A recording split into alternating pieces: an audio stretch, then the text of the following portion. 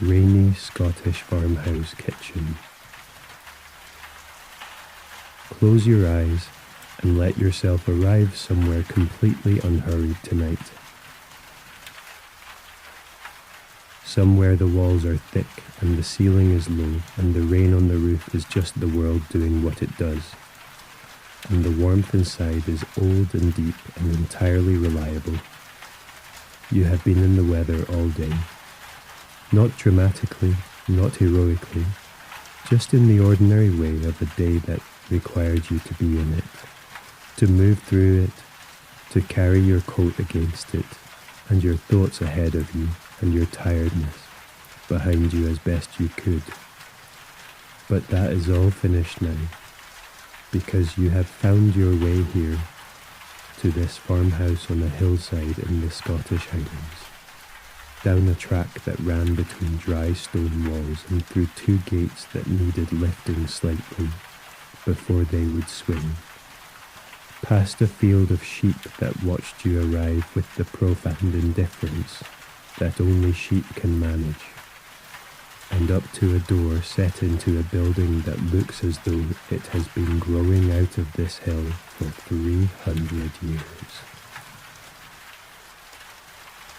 Which it has. You push open the door, which is heavy and wooden, and warped very slightly with age, so that it requires a firm push, and then gives all at once, and the kitchen receives you. The light is on inside, a single overhead bulb in a cream ceramic fitting. Its light warm and slightly yellow, the kind of light that makes everything it falls on look like it belongs in a painting of exactly this sort of evening. For a moment you simply stand in the doorway, one hand still on the door, and take it in. The warmth, the smell, the sound of rain behind you in silence ahead of you, and the deep steady pulse of the aga, in the far corner doing what it has always done. The farmhouse kitchen is everything a kitchen should be, and almost nothing else. It is not a designed kitchen. Nobody chose these surfaces from a catalogue or matched these colours with a sample card.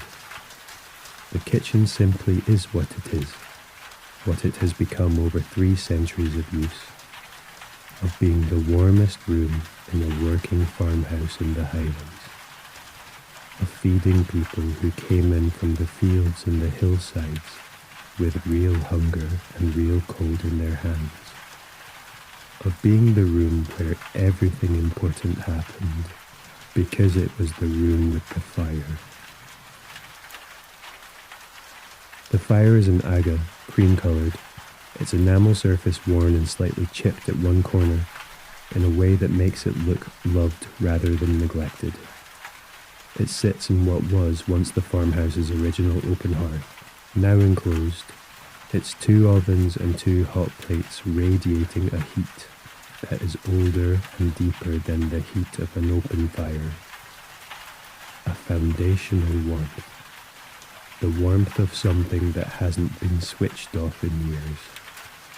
The top plates are covered with their insulated lids, and on one of them a heavy cast iron pot sits with the unhurried patience of something that has been sitting there all afternoon.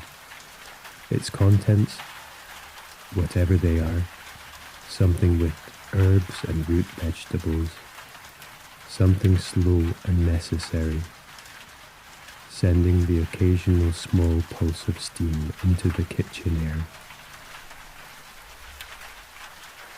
The smell of it reaches you where you stand at the door, and it is almost overwhelmingly good. Not dramatically good. Not the kind of good that demands your attention or announces itself. Just the deep, quiet good of a real meal, cooking slowly in a warm room at the end of a rainy day. The kind of smell that the body understands before the mind gets involved. That says, here, this is what you need. Come in, sit down, you're exactly where you should be. You close the door behind you. The rain outside becomes a sound rather than an experience, muffled now by the thick stone walls and the heavy door, reduced to a steady percussion on the small window above the sink, and a deeper, more resonant drumming on the flagstone path outside. The kitchen does not acknowledge the rain particularly. It has been acknowledging rain for 300 years, and has no strong feelings about it either way.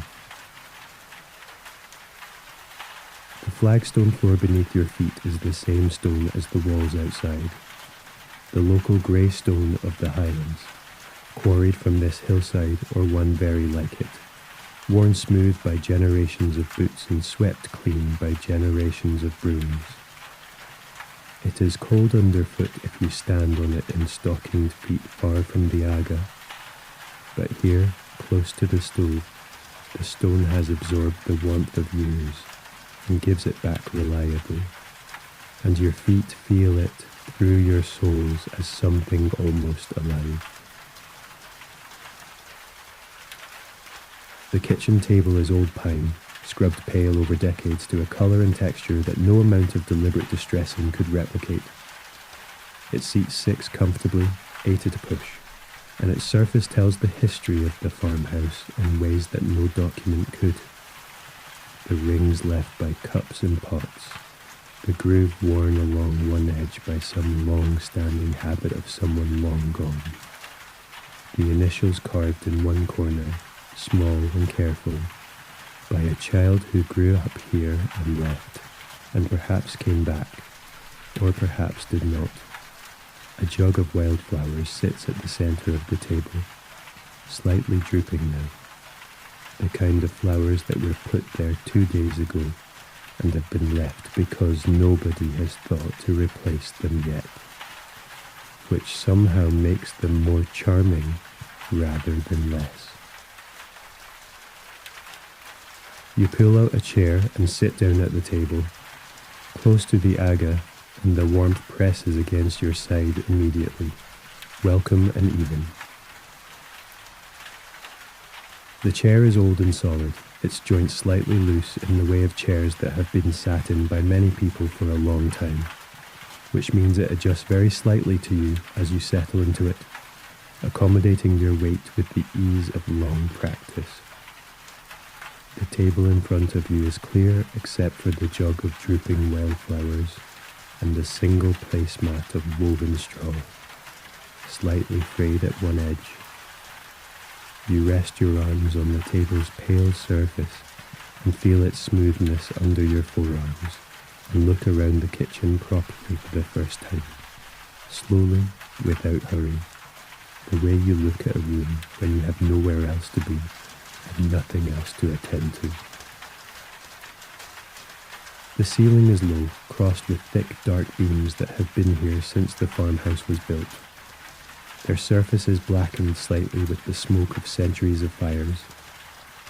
Hooks hang from them, a string of dried herbs, the fragrance of thyme and rosemary just detectable beneath the smell of whatever is cooking on the Aga. An old oil lantern, no longer used but kept because it belongs here. A bunch of dried lavender, its colour faded to grey, its scent still just present when you breathe deeply enough. The window above the sink is small, its glass thick and old, the rain running down it in long crooked lines. There is a dog. He has been asleep in a basket beside the Aga since long before you arrived. A large dog of indeterminate breed, his coat a dark brindle, his paws twitching very slightly in whatever dream has him occupied. He does not wake when you come in, or if he is aware of you, he doesn't consider it worth interrupting his rest to acknowledge it. One ear lifts fractionally and then drops again. His breathing is slow and deep, his chest rising and falling in long, luxurious cycles, entirely committed to the business of sleeping. You watch him for a moment. There is something profoundly reassuring about a dog asleep in a warm kitchen. It is a statement about the nature of things. This is a safe place. This is a warm place. This is a place where nothing alarming is happening or likely to happen. And I know this because I am a dog. And my instincts are good and I have assessed the situation fully. And the assessment is sleep. He has been making this assessment all afternoon, very comfortably, and you see no reason to disagree with it. The pot on the Aga gives a quiet bubble. The rain on the window finds a slightly heavier gear for a moment, a brief intensification, and then settles back into its previous rhythm. The dog's ear lifts and drops once more. Everything is exactly as it should be. Someone has left the makings of tea on the kitchen counter. A brown ceramic teapot, heavy and well used. A tin of loose leaf tea with a tartan pattern on its lid. The same tin that has probably been sitting on this counter for years. Refilled from a bag in the pantry when it runs low. The tartan faded and slightly dented in one corner. A strainer, 2 mugs, hand-thrown pottery in a warm ochre glaze. Their surfaces slightly uneven in the way of things made by hand. Their weight when you pick one up more satisfying than any uniform mug could be. A small jug of milk from the fridge, already measured out. A jar of honey with a wooden dipper resting across its open top. You make the tea without thinking about it, the way you do things in kitchens that feel like home, naturally without consulting anyone, without asking permission, because the kitchen has made it entirely clear that you are welcome to everything it has, and you would do it a disservice not to accept. The kettle is an old stainless one that sits on the Aga's hot plate and heats slowly and thoroughly. None of the impatient speed of an electric kettle, just the gradual building of heat until the water moves and the steam begins, and the sound changes from silence to a low, intimate whisper, and then to something fuller and more committed. You lift it carefully, its handle warm through a folded cloth, left beside the stove for exactly this purpose, and pour the water onto the tea and watch the colour bloom outward from the leaves in dark spreading clouds. You replace the teapot's lid and leave it to steep and turn back to look at the kitchen while you wait. This is a thing you can do here. Simply stand and look, without it being unusual or awkward. Because the kitchen is the kind of room that sustains looking.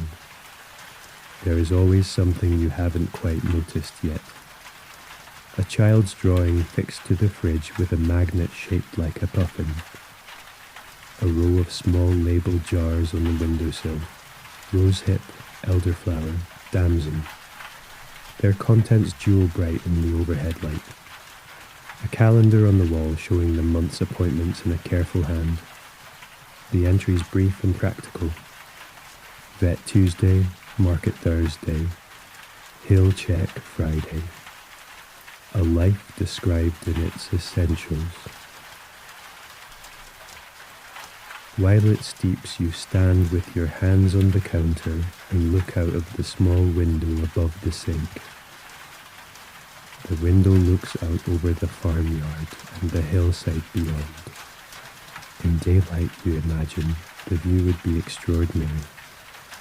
The hill rising steeply behind the farm, its upper slopes purple with heather, the loch visible in the middle distance on clear days, the sky enormous and changing. But it is evening now, and the rain is falling, and what the window shows you is darkness and weather. The farmyard lit by a single security light. The puddles on the cobblestones bright with reflected light. the outline of a stone outbuilding just visible in the dark. The hill itself is invisible, swallowed entirely by the cloud and the rain, and the loch, if it is out there, gives no indication of itself tonight. But this is not a disappointment. There is something you like about a window that shows you darkness and rain. It confirms, again and specifically, that you are inside and the darkness and rain are outside. And the distance between the two is made of 3-foot thick stone and a warmth that has been burning for decades, without interruption. You pour the tea and carry your mug back to the table. The honey makes it exactly right. Not sweet exactly, but rounded. The slight bitterness of the dark tea smoothed into something warmer and more complex. You wrap both hands around the mug and feel its warmth spread through your palms, and you sit back in your chair and let the kitchen do what the kitchen has been doing for 300 years, which is to say, hold the people in it and keep them warm and fed and unhurried for as long as they need. The rain on the roof of the farmhouse is a different sound to rain on glass. It is more enveloping, for one thing, heavier and more resonant, the water landing on the old slate tiles and running along them to the gutters and small rivers. The gutters themselves full and rushing tonight, with the force of several hours of Highland rain. You can hear it in multiple registers, the immediate sound of the drops themselves, and beneath it the deeper sound of accumulated water, moving through the old system of channels and pipes that carries it away from the building and out to wherever it is supposed to go. And beneath even that, felt as much as heard, the general weather sound of a windy and wet Highland night, moving around the building, finding the gaps and the angles, pressing against the windows and the doors, and then moving on. There is something specifically comforting about rain on an old farmhouse roof that rain on a modern building cannot quite replicate. The old slates are heavy and thick, laid generations ago by people who understood exactly what the Highland weather required of a roof and built accordingly. They do not just keep the rain out, they absorb its sound and transform it, turning the hard percussion of water on stone into something fuller and more musical. A sustained chord of weather that fills the whole building from the top down and makes the rooms beneath feel all the warmer and more defined by contrast. You sit with your tea and listen to it and feel the aga at your side and think that this sound, this specific sound, rain on old Highland slate on a dark and wet April evening, is one you could listen to for the rest of your life without ever wanting it to stop. The aga absorbs all of it, not literally, the rain is outside and the aga is inside, but in the sense that the aga's warmth makes all of it irrelevant. The weather can do what it needs to do. In here, the temperature is what the aga says it is, and what the aga says it is warm. It has always been warm. It intends to continue being warm. The dog shifts in his basket, turns a slow half circle with his eyes still closed, and resettles himself with a long sighing exhale. He rests his large head on the edge of the basket, and his breathing slows again immediately, as though sleep is something he can find within 2 breaths, from any position, any time, without effort or intention. You watch him with something approaching envy. The pot on the aga gives another quiet pulse of steam. You drink your tea,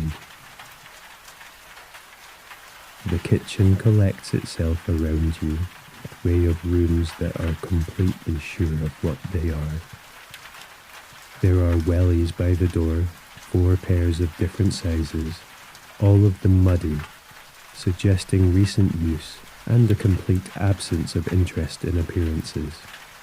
There are waterproofs on hooks above them, a waxed jacket, dark green and softened with age, a lighter rain jacket, an enormous yellow oilskin that belongs to someone who takes Highland weather very seriously indeed, a walking stick leaning against the wall, a basket for bringing in logs, currently empty, the wood stacked just outside the door against the wall, covered with a piece of old tarpaulin to keep the worst of the rain off. On the dresser, along the wall opposite the Aga, the accumulated evidence of a life lived fully and without excessive tidiness. Willow pattern plates that were bought to be used and have been used and bear the marks of it. A collection of small ceramic animals. A cow, a sheep, a Highland pony, that might have been a child's at some point and have simply never been removed. Postcards from various places tucked behind the plates, their corners slightly curved. A recipe clipped from a magazine and stuck to the dresser's back panel with a piece of yellow tape. A small wooden clock that has stopped and not been restarted, its hands showing the time that has long since passed. Bills and letters in a stack at one end, held down by a smooth grey river stone, the kind of stone that gets picked up on a walk because it fits the hand perfectly, carried home in a pocket, and ends up serving as a paperweight indefinitely. Seeds in paper envelopes for next year's garden, their names written in a careful hand: kale, parsley, calendula, borage. A pair of reading glasses folded on top of a paperback novel with a broken spine, face down at the halfway point, waiting for whoever put it down. Every single thing in this room is there because someone needed it or loved it, or simply couldn't think of anywhere better to put it. Nothing is decorative in the conventional sense. Everything is, in its own way, beautiful. You think about the people who lived here before, not in a melancholy way, not as an exercise in loss, but in the warm and comfortable way that old rooms sometimes invite. A simple curiosity about the lives that were lived in this space before yours arrived in it. The families who ate at this table through long Highland winters. The children who grew up running in and out of this door. The farmers who came in from the fields in every kind of weather and pulled off their boots and stood exactly where you are sitting and felt exactly what you are feeling. This warmth, this reliability, this deep and wordless certainty that the Aga will be burning and the kitchen will be warm and whatever is on the stove will be ready when it is ready, and there is no urgency about any of it. They are all gone now, those people, but the kitchen remains, the Aga remains, the stone floor remains, worn by their boots as well as the boots of everyone who came after. The beams in the ceiling remain, holding the same roof against the same Highland rain. The warmth remains, not their particular warmth, but the warmth that this room has always generated and always will. The warmth of a space that knows exactly what it is for, and does it without interruption and without complaint, generation after generation, rain after rain. You are sitting in the warmth of centuries. It doesn't feel like too much. It feels like exactly enough.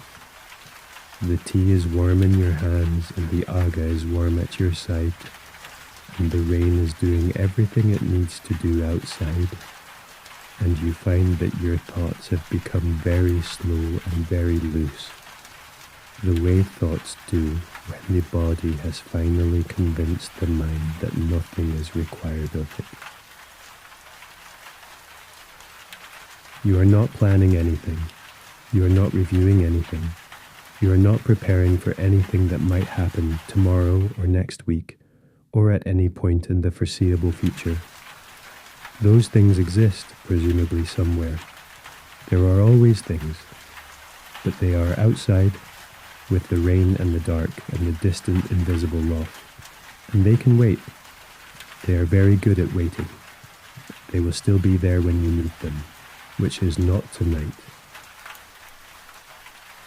Tonight there is only this kitchen and this warmth and the dog slow breathing from his basket, and the occasional bubble of something good cooking on the aga, and the rain on the slate roof, and the tea in your hands growing cooler as the minutes pass, the warmth transferring gradually from the mug into your palms, without you noticing until the mug is nearly cool and your hands are very warm. You set the mug down on the table. Your hands stay warm. Let your body grow heavy now in this farmhouse chair. Feel the weight of yourself, the real physical weight of a body that has been moving through the world all day and has finally completely stopped. Let the chair take all of it. Let your arms rest on the table or in your lap, wherever they have fallen, and let them stay there, heavy and still and warm. Let your legs be heavy under the table, your feet flat on the stone floor that has been warmed by the aga for years, the heat of it coming up through the soles of your feet and into your ankles and the long bones of your legs. Let your shoulders drop. They have been carrying something all day. Not a physical thing, but a weight nonetheless. The accumulated weight of a day spent paying attention and responding and managing and moving through a world that asks things of you constantly. Let it down now, that weight. Set it on the farmhouse table beside your empty mug and leave it there. It will keep until morning.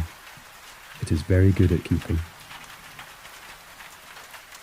Let your jaw be still. Let your face be completely at rest. Every small muscle released. Your expression nothing more or less than the expression of a person who is warm and safe and has nowhere else to be. Notice the space around your eyes, that subtle tension that collects there throughout the day. Let it go. Notice the muscles at your temples and let them soften. Let your whole face simply rest, unheld and unworking, belonging entirely to this warm and quiet room. Let your breathing slow, just slightly, just naturally, following the rhythm of the room, the slow pulse of the aga's warmth, the steady fall of the rain on the roof, the long and easy breathing of the dog in his basket.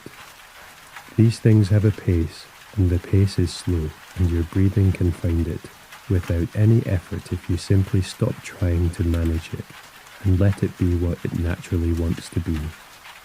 Long and slow and deep and easy. In and out. The kitchen holds you in its warmth. The aga burns. The rain falls on the old slate roof with its steady, full, continuous sound. The dog breathes in his basket, his great chest rising and falling in the particular rhythm of a creature who has found the perfect place to be and seen absolutely no reason to leave it. You are exactly like that dog. You have found the perfect place to be, and there is absolutely no reason to be anywhere else. and the evening is long and warm, and the rain outside is doing everything that rain should do, which is to say it is staying outside and sounding beautiful from in here.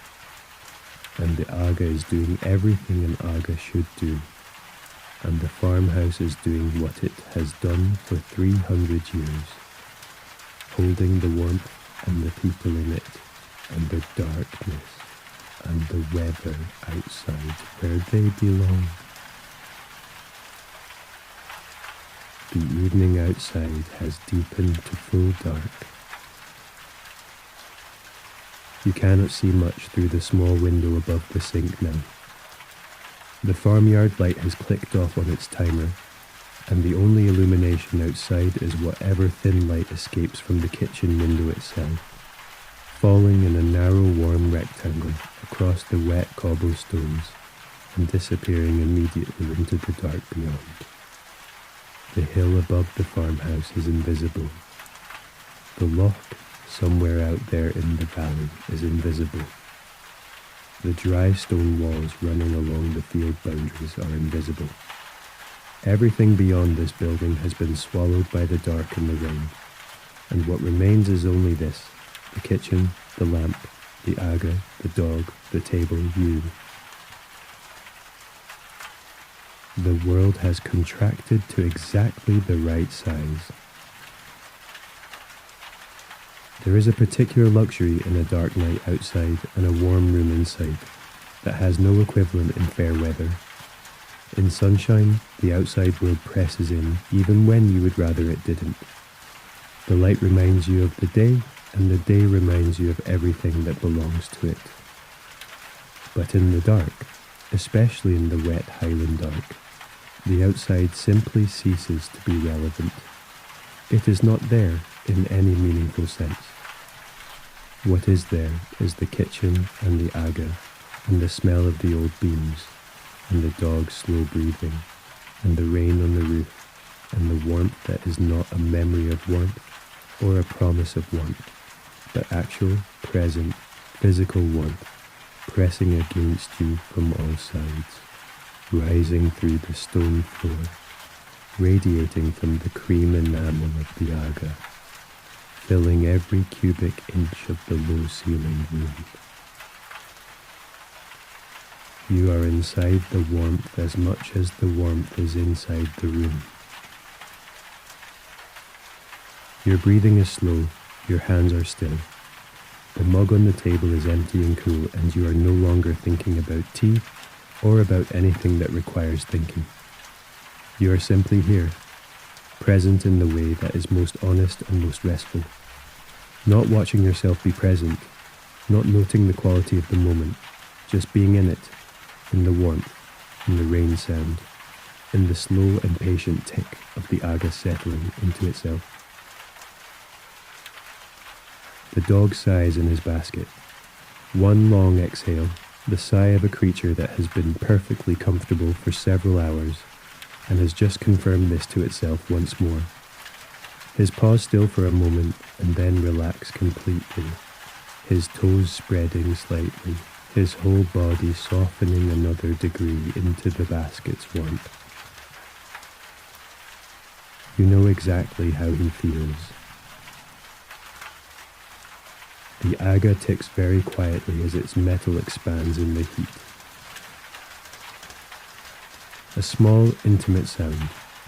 The sound of something warm continuing to be warm, making its tiny adjustments, settling into itself. The pot on the hot plate has gone quiet now. Whatever was cooking has finished its work and is simply sitting, keeping warm, waiting. The kitchen is very still. The rain on the roof is everything, and the warmth is everything, and your breathing is slow, and your hands are warm in your lap, and your eyes are closed.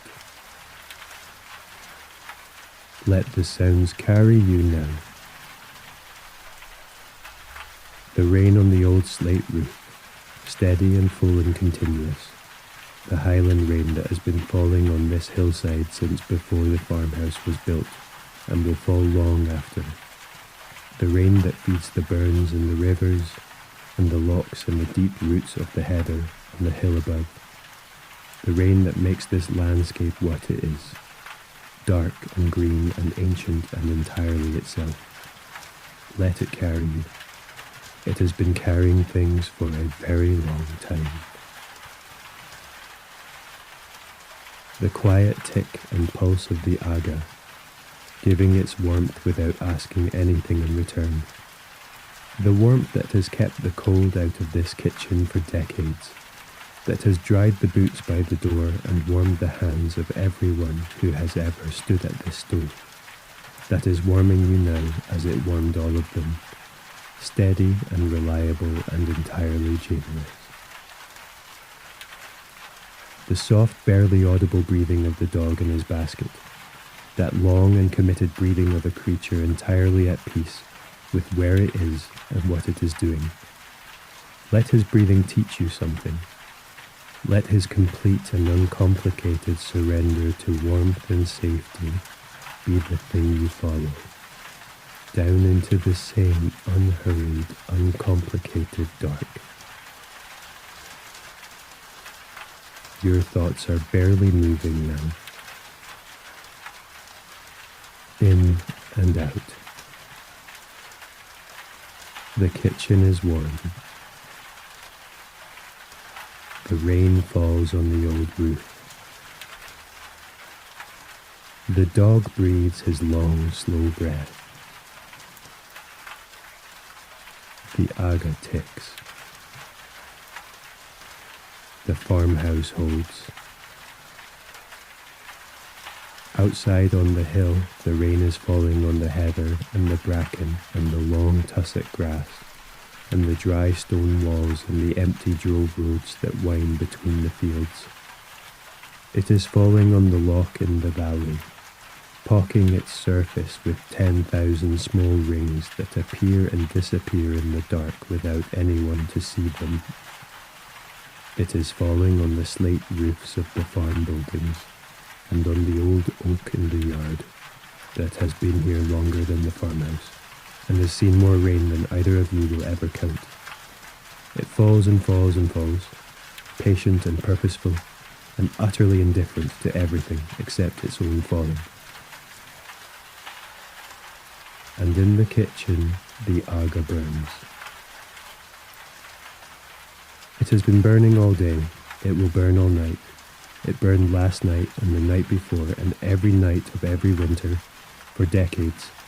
And the warmth it has put into these walls and this floor and this air is immeasurable. Is the accumulated warmth of all those years condensed into this room, this evening, this specific and particular and unrepeatable comfort that you are sitting in right now with your eyes closed and your hands still and your breathing slow and the last of your thoughts dissolving into the warmth around them like sugar into warm tea. The farmhouse holds everything tonight. The rain and the dark and the sleeping dog and the ticking aga and the empty mug and the drooping wildflowers in their jug, and you, in your chair, warm and still and nearly gone. And somewhere between one breath and the next, between the rain and the warmth and the smell of tea and old stone, and something good that was cooking, and the centuries of evenings that this room has held, you let go of the last thing you were holding. You stop trying. You stop thinking. You stop being anywhere but here, in this chair, in this warmth, in this kitchen at the end of a rainy day in the Highlands, as safe as anyone has ever been anywhere. And you sleep.